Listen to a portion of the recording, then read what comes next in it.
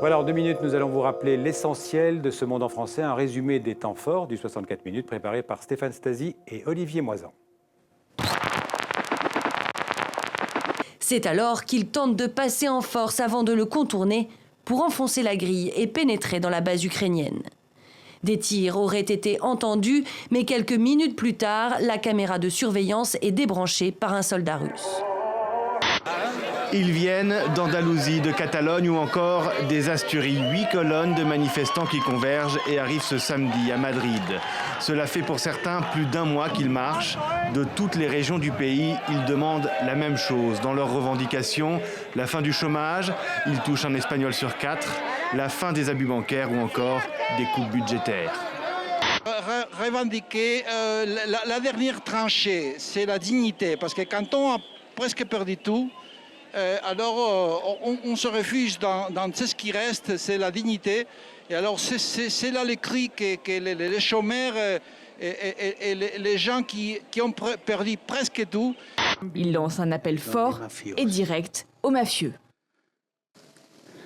Per favore, S'il vous plaît, cambiate di vita, changez de vie, convertitevi, convertissez-vous, fermatevi. arrêtez de faire le mal.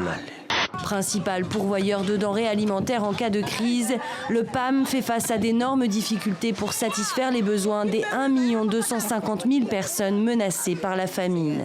En cause, les bailleurs de fonds qui rechignent à octroyer les dons promis.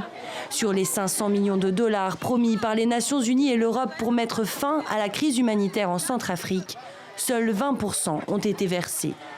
Une journée mondiale de l'eau, c'est l'occasion de rappeler quelques chiffres édifiants. D'abord, environ 2,5 milliards de personnes sur Terre n'ont pas accès à l'eau courante. Que la Commission change de vision et qu'elle adopte la vision droit humain, droit fondamental, et pas seulement celle de marché intérieur, concurrence. C'est un marché, mais nous ne le faisons pas.